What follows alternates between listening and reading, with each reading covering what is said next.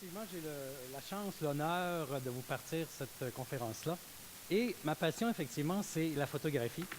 Mais je veux le mettre en lien avec mon travail et particulièrement les évaluations d'hygiène du travail.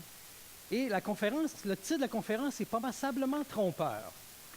Parce qu'effectivement, je vais vous parler d'hygiène, mais je veux parler des évaluations d'hygiène. Le côté remarquable, le côté de la grandeur, puis le côté de l'importance de l'hygiène. Et il y a un scrupule, pas un scrupule, il y a quelque chose qui ne fonctionne pas. Je fais le lien avec la photographie. Photographie et photo en hygiène. Lors d'une réunion, c'est ce que j'ai entendu comme belle phrase et ça m'a un peu choqué. Vous savez, une évaluation d'hygiène du travail n'est au fond qu'une photo dans le temps, à un moment donné. Je ne suis pas tout à fait d'accord avec ça. Est-ce que c'est vraiment une photo dans le temps? Je ne suis vraiment pas sûr. Moi, je pense que c'est beaucoup plus que ça. Mais on pourrait se poser la question, c'est quoi une évaluation d'hygiène pour voir ce que c'est et voir si c'est plus qu'une photographie? Parce qu'une photo, une évaluation en hygiène, ça commence par quoi? Bien, c'est sûr que c'est une opération qui peut être simple, complexe, ça dépend toujours, parce qu'il faut aller évaluer l'exposition des travailleurs. Et ça, c'est simple, des fois, c'est complexe. Mais ça commence comment? Ça va commencer, en général, par une visite dans l'établissement, où on va aller voir le procédé, les principes. On va aller chercher plein d'informations qui vont nous servir pour faire notre étude environnementale. Donc, c'est ça qu'on fait dans une évaluation d'hygiène. Donc, on va aller chercher de l'information. On va chercher quoi comme information? On va chercher les étapes du procédé. On va chercher les opérations qui sont exécutées, les matières premières, les produits finis. Qu'est-ce qu'ils utilisent comme équipement? Et on va aussi aller regarder les facteurs de risque. Comment les gens sont exposés? C'est quoi les principales voies d'exposition? On va connaître aussi les moyens de maîtrise collectifs. Combien de travailleurs sont exposés?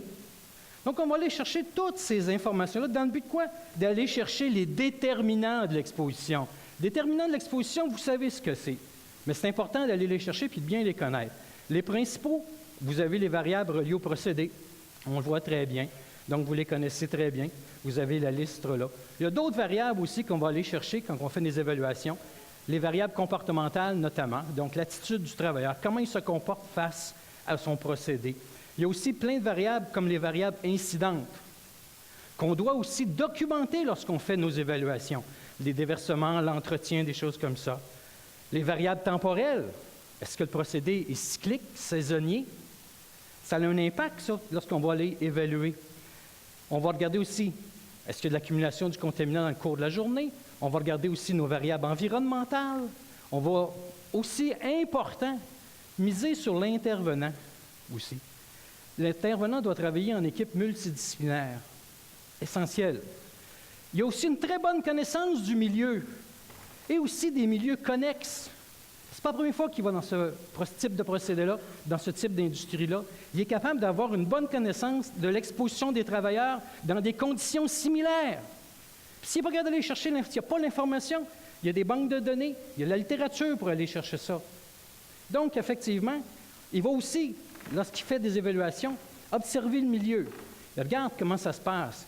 Il échange avec les travailleurs, il discute avec les travailleurs, de façon à ce que lorsqu'il va mesurer ses résultats, il va être capable de faire des liens en fonction de ce qu'il connaît. Il va interpréter les résultats.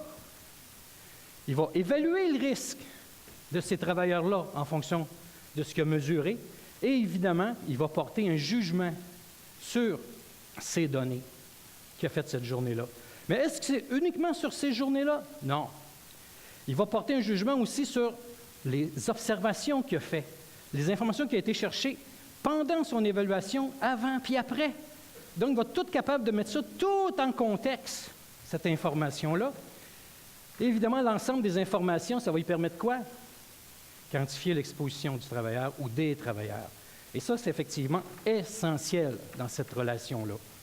Et évidemment, tout ça, ça va dans un rapport environnemental qui va être écrit, qui va avoir aussi d'autres informations. Notamment, il va émettre des recommandations pour éliminer le risque, réduire le risque d'exposition des travailleurs. Essentiel. Des bonnes recommandations.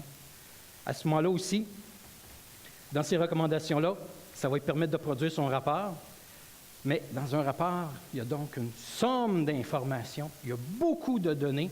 Il faut poser la question. Est-ce qu'une évaluation d'hygiène Est-ce que c'est juste une photo dans le temps? Moi, je pense que non. Moi, je pense qu'une évaluation d'hygiène, c'est un album de photos qui présente le portrait des travailleurs dans leur exposition dans le cadre de la santé et de la sécurité du travail. J'espère que je vous ai convaincu et faire abolir un préjugé qu'une évaluation d'hygiène, ce n'est pas qu'une seule photo, mais c'est vraiment un album de photos qui présente l'ensemble du portrait. Je vous remercie.